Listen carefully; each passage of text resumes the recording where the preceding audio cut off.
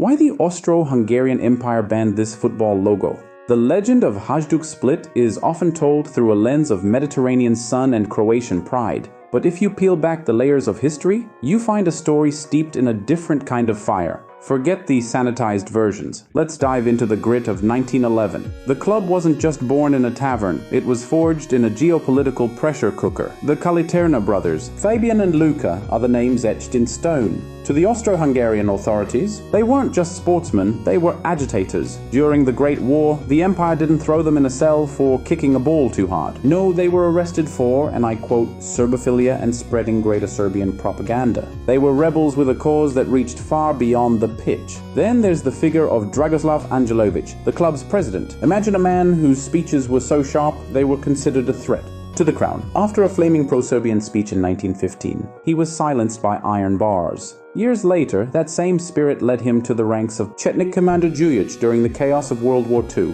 The early days were like a comic book drenched in rebellion. Before the familiar checkers, Hajduk charged onto the field draped in the Serbian tricolor, red, blue, and white. They wore those colors as a badge of defiance until the Austro-Hungarian sword fell in 1914, banning the kit entirely. This isn't just a theory, it's the hidden blueprint of a titan. Thank you for watching. Like, share, and subscribe for more interesting facts.